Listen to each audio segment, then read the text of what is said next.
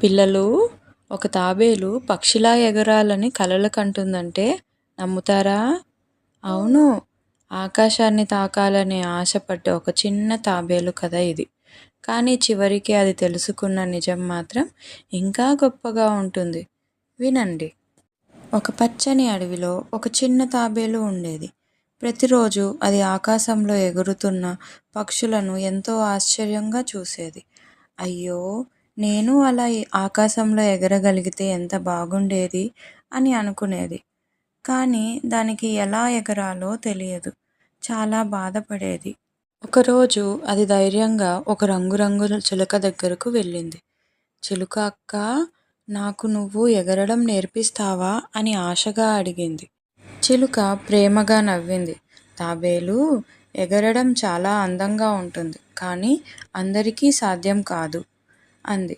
తాబేలు ఆశ్చర్యంగా చూసింది. ఎందుకక్కా, నేను నేర్చుకోలేనా అని అంది. చిలుక మెల్లగా చెప్పింది. ఎగరడానికి రెక్కలు కావాలి. నీ శరీరం భూమిపై నడవడానికి, నీటిలో ఈదడానికి బలంగా ఉంటుంది. అది నీ ప్రత్యేకత కావచ్చు అని అంది. ఆ మాటలు విన్న తాబేలు చాలా నిరాశపడింది. బాధగా తల వంచి ముందుకు నడిచింది. అడవిలో కొంచెం దూరం వెళ్ళింది. అక్కడ ఒక పెద్ద చెట్టు మీద ప్రశాంతంగా కూర్చున్న జ్ఞాని గుడ్లగూబను చూసింది. గుడ్లగూబ మెల్లగా అడిగింది. తాబేలు, ఎందుకింత నిరాశగా ఉన్నావు అని అంది. తాబేలు తన కల గురించి, చిలుక చెప్పిన మాటల గురించి అన్నీ చెప్పింది. గుడ్లగూబ మెల్లగా నవ్వింది. తాబేలు, చిలుక తప్పు చెప్పలేదు. ప్రతి జీవికి ప్రత్యేకమైన శక్తి ఉంటుంది. పక్షులు ఆకాశంలో ఎగురుతాయి, కానీ నీ శక్తి ఆకాశంలో కాదు, నీ శక్తి నీళ్ళల్లో ఉంది అంది. తాబేలు ఆశ్చర్యంగా అడిగింది. నీళ్ళల్లోనా? అవును, నీటిలోనే. నీ కాళ్ళు నీటిలో బలంగా కదులుతాయి అని అంది. ఆ మాటలు విన్న తాబేలు కళ్ళల్లో కొత్త వెలుగు మెరిసింది. అది దగ్గరలో ఉన్న చిన్న చెరువు వైపుకి నెమ్మదిగా నడిచింది. నీళ్ళ దగ్గరకు వెళ్ళి కాసేపు ఆలోచించింది. ఇది నిజంగా నా శక్తి కావచ్చు అని నెమ్మదిగా నీళ్ళల్లోకి అడుగుపెట్టింది.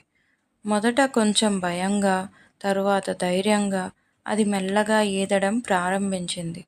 అరే, ఎంత సులభంగా ఈదగలుగుతున్నానో అని తాబేలు ఆనందంతో నవ్వింది. ఇదే నా బలం అని అనుకుంది.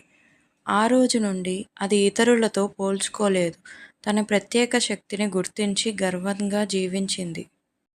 పిల్లలు, ఇతరులలా ఉండాలని ప్రయత్నించడం కన్నా మన ప్రత్యేకతను గుర్తించడం చాలా ముఖ్యం.